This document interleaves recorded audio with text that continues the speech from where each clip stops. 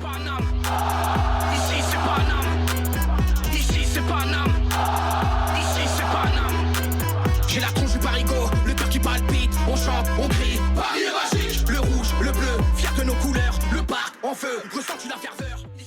Yo, salut mes humains, c'est OP, j'espère que vous allez bien. Déjà, je vous souhaite un très bon week-end à toutes et à tous. On se retrouve sur la chaîne pour papoter du Paris Saint-Germain. On va bien évidemment parler de l'actualité, on va parler un petit peu de la défense. Il y a un gros chantier et il y a des noms qui sortent par-ci par-là, des noms même très intéressants. Et bien évidemment, on va revenir sur la bombe d'hier soir en plein match. On apprend que ça y est, Kylian Mbappé, même si il n'est plus un joueur du PSG, continue à nous emmerder et à nous embêter littéralement. Et c'est la guerre, hein, les gars, on peut le dire comme ça, c'est la guerre entre lui, Nasser, et le Paris Saint-Germain. C'est vraiment, vraiment relou. Bref, avant toute chose, on s'abonne à la chaîne si ce n'est toujours pas fait, la petite clochette à côté, on clique dessus pour les notifications, le référencement, on met son plus beau pouce bleu et on lâche son petit commentaire. On va d'abord commencer avec le premier sujet qui est celui de la défense.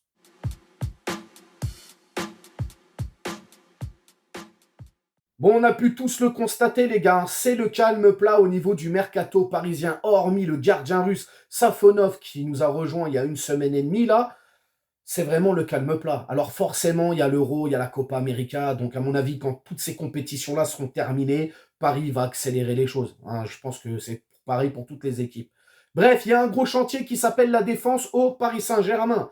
Déjà, Kipembe, content de l'avoir revu en image, il est en protocole de réathlétisation, il revient progressivement, on espère qu'il sera apte pour le début de la saison, je le souhaite vraiment. J'espère aussi qu'il aura retrouvé des bonnes sensations et qu'il aura le niveau qu'on lui connaît. Hein, parce que Kipembe, on peut dire ce qu'on veut, qu'on aime ou qu'on n'aime pas, c'est un guerrier et on a besoin de ce genre de joueur sur le terrain, et en plus de ça, c'est un titi. Bref, Lucas Hernandez, le pauvre Lucas Hernandez, qui a quand même fait une grosse saison avec nous, soldat lui aussi, qui a été opéré, qui ne sera pas apte avant plusieurs mois, donc patientons, on ne peut pas compter sur lui pour le moment. Skriniar, qui, petit aparté les gars, nos Parisiens, hormis les Bleus, bon, Barcola il joue pas, Warren il joue pas, Kolo Muani il joue pas non plus, et Dembélé c'est pas fameux. Mais sinon, tous les autres Parisiens qui sont avec leur sélection à 7 euros sont en train de nous faire des pétards. Et je reviens à ce que je disais, Skriniar, c'est le jour et la nuit. En sélection, il est incroyable dans 7 euros, et puis à Paris, bon, bah, c'est en demi-teinte pareil, il fait un bon match, et puis il s'éteint.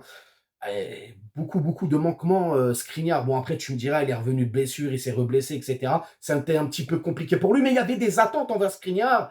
Et forcément, Paris, bon, bah, ça travaille pour la défense, c'est le chantier. Mukele, qui est sur le départ aussi, hein, et puis Danilo Pereira qui est, disons-le, vieillissant, et même si il a fait de bonnes saisons avant, cette saison a été un petit peu plus compliquée pour lui, je trouve, sincèrement. Donc voilà, quoi qu'il en soit, Paris a coché des noms pour la défense. Tapsoba, le Burkinabé, mais disons-le les gars, qui va être très très dur à déloger du côté du Bayern Leverkusen. Va falloir travailler. En tout cas, ce joueur et celui dont on va parler maintenant, profil aussi très intéressant. Deux pistes aussi, hein, les gars, confirmées par Fabrizio Romano, donc c'est pas rien. Ces deux joueurs-là sont bien sur la liste du PSG, le PSG surveille. Et le joueur dont on va parler là, les gars, pépite. Pépite du côté de l'Eurodivisie. Phénomène du Feyenoord. Il a fait une saison incroyable. Lucharel Geertruida. Alors, je connaissais un petit peu. Hein, on va pas faire les football managers ici. Je suis quand même parti aussi regarder ce qu'il a donné et tout. C'est pas mal, les gars. Très intéressant. Déjà, je pense qu'il a tapé dans l'œil de Luis Enrique, Luis Campos et du PSG, c'est surtout sa polyvalence, les gars. Il est polyvalent à l'image d'un Mukiele. Il peut jouer dans l'axe, il peut jouer latéral droit, ce qui va ramener aussi de la concurrence s'il venait à Paris à Achraf Hakimi, et accessoirement, il peut jouer un petit peu plus haut au milieu de terrain. Je prends, je signe. Alors pour signer, il faudra débourser quand même aux alentours de 32 millions ou 35 millions. Je vous mets justement la petite image de Transfermarkt. Il y aura le chiffre exact. Mais bref, profil très intéressant. Un beau bébé, 70 kilos, 1,85 m, puissant. Offensivement, très intéressant, il apporte énormément. Défensivement, c'est dur sur l'homme. Why not? Why not? Alors, pour l'instant, c'est en mode surveillance. Mais je pense qu'un profil comme ça, peut nous faire énormément de bien. Vous me direz dans les commentaires si vous connaissez ce joueur-là, si vous connaissez aussi Tapsoba, vous me dites dans les commentaires, mais moi, je suis preneur. Peut-être pas les deux, mais si je devrais choisir, plus Lucharel. Ouais, plus ce profil-là, j'aime bien. Bref, les gars, on va passer au deuxième sujet. Hein, on va parler de la noisette masquée.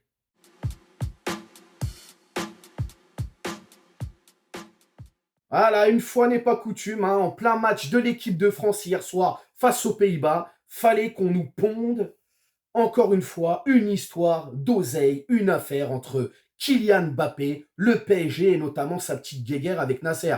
Et là, il va falloir que ça cesse, vraiment, vraiment, vraiment, parce que c'est en train de faire du mal au club, c'est en train de casser les bonbons à tout le monde, c'est relou. En tout cas, on apprend hein, par l'équipe confirmée par RMC, etc. Je vous mets toutes les images. Kylian Mbappé a fait une mise en demeure par rapport au Paris Saint-Germain pour réclamer 100 millions d'euros qui ne lui ont pas été payés. On parle de primes et de salaires, etc. Alors, certes, j'ai un certain âge, mais j'ai encore la mémoire. Et ma mémoire ne flanche pas. Mais il n'y a pas très longtemps, là, il n'a pas fait une sortie médiatique où il disait « Oui, avec le PSG, on a parlé, les deux camps se sont protégés, quoi qu'il arrive, on est protégés, le Paris Saint-Germain ne risque rien, moi je ne risque rien, etc. » Hein, je sais pas, peut-être j'ai la mémoire qui flanche, les gars, ou pas? On se souvient ou pas de ça, là? C'est lui qui l'a dit. Et là, monsieur vient et réclame. Alors, bien évidemment, c'est des impayés. Tout à fait d'accord. On t'a pas payé, frérot. Moi, demain, pareil, je suis dans un taf. Mon patron m'a pas payé, frérot. Je vais être le premier à aller au bureau, je vais toquer, je veux ma paye. Mais j'imagine pas quand même le Paris Saint-Germain ne pas payer ses salaires à ses joueurs. Quand même très bizarre. J'arrive pas à piger le délire. Comment ça, le Paris Saint-Germain ne va pas lui payer ses salaires? Il y a anguille sous roche dans cette affaire. En tout cas, Kylian Mbappé, encore une fois, le mec n'est plus au PSG, mais continue à nous pisser dessus.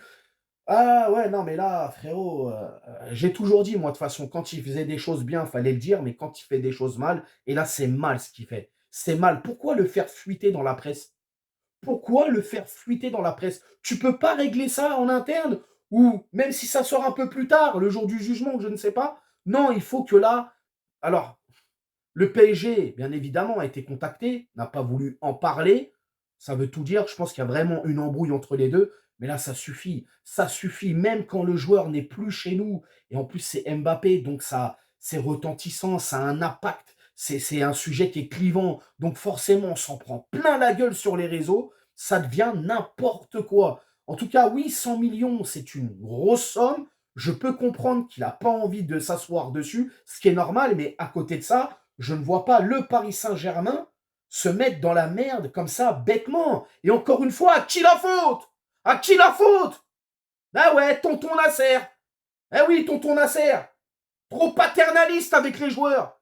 Hein, à te mettre en carpette. Ah, c'est pas possible. C'est pas possible. Bref, moi, je sais pas ce que vous pensez de cette histoire, mais encore une fois, ça entache l'image du club. Ça fait parler de nous pour les mauvaises choses. Je déteste ça. C'est un truc de ouf. Et lui, justement, qui en profite pour régler ses comptes. Poto, t'as un contentieux avec Nasser. Réglez ça entre vous. Lavez le linge sale en famille.